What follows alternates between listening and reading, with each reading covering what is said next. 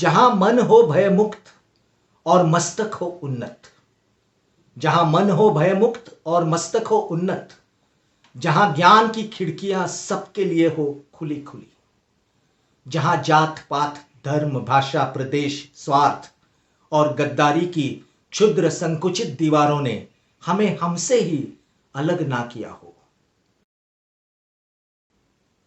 नमस्कार. 7 मे हा रवींद्रनाथ टागोरांचा जन्मदिवस.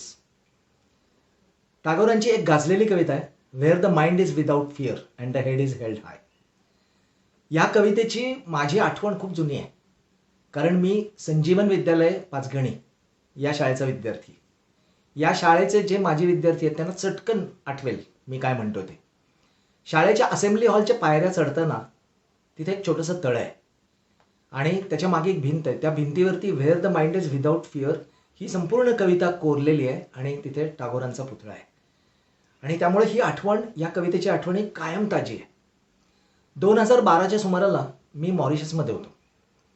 संजीवन विद्यालयाचेच आणखी एक माजी विद्यार्थी उदय दंडवते, मला वाटतं त्यावेळी ते अमेरिकेत होते, आणि त्यांनी फेसबुकवरती ह्या कवितेची आठवण सांगताना विचारलं की या कवितेचं जे काही मराठी रूपांतर आहे असं कुणी वाचलंय का, पु ल देशपांडेंनी वगैरे ह्याचा अनुवाद केला आहे का, असं कोणाला आठवत आहे का.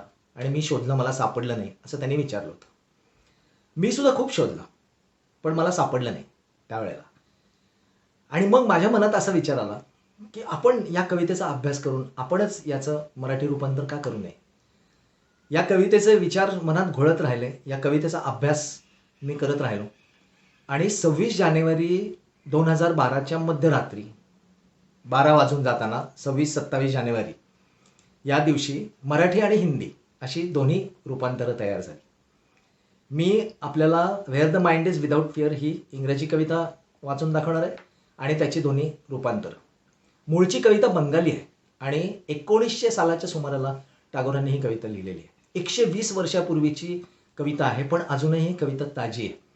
1911-12च्या सुमाराला टागोरांनीच या कवितेचं इंग्रजी रूपांतर केलं आणि गीतांजली या त्यांच्या गाजलेल्या नोबेल पारितोषिकासाठी ज्याची आठवण केली जाते त्या कविता संग्रहामध्ये 35वी कविता म्हणून ही कविता समाविष्ट झाली. Where the mind is without fear. Where the mind is without fear and the head is held high. Where the mind is without fear and the head is held हाय.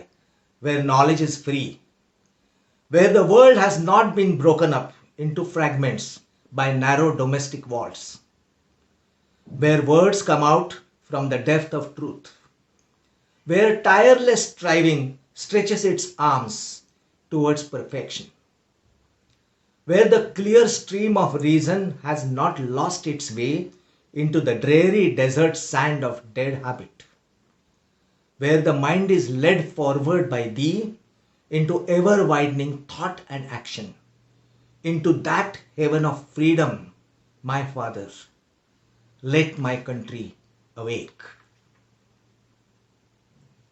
आणि या इंग्रजी कवितेचं आता हिंदीमधलं मी केलेलं मुक्त भाषांतर.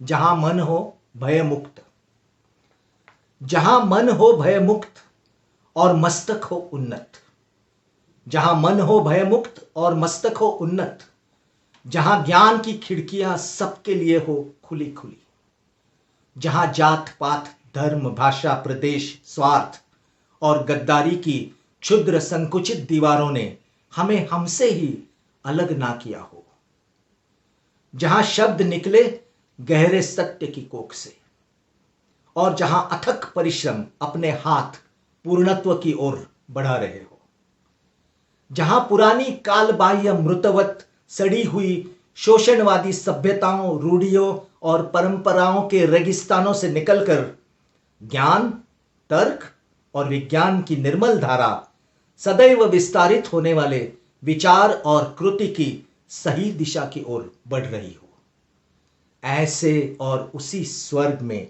स्वतंत्रता सूर्य के धवल प्रकाश से मेरी मातृभूमि जाग उठे. आणि आता मराठी. मन भीतीपासून मुक्त. जेथे मन असेल कसल्याही भीतीपासून मुक्त, जेथे मन असेल कसल्याही भीतीपासून मुक्त आणि मस्तक असेल उन्नत, मान असेल ताठ, जेथे ज्ञानाची कवाडे असतील सताड उघडी सर्वांसाठी, जेथे जात पात भाषा धर्म प्रांत आणि दुही फाटाफूट फंद फितुरींच्या क्षुद्र अरुंद भिंतींनी आम्हालाच स्वतःपासून तोडलेले नसेल, जेथे शब्द उमटतील गहिऱ्या सत्यातून, जेथे अथक परिश्रमांचे हात पूर्णत्वाकडे निघालेले असतील, जेथे जुनाट कोरड्या कालबाह्य नाठाळ रूढी परंपरांच्या विळख्यातून मुक्त होऊन तावून सुलत होऊन तर्क आणि विज्ञान हातात हात घालून सदैव विस्तारणाऱ्या विचारांच्या आणि कृतीच्या दिशेने वाटचाल करत असतील, त्या तशा खऱ्या खुऱ्या स्वातंत्र्य सूर्याच्या किरणांनी माझ्या मातृभूमीला जाग येऊ दे.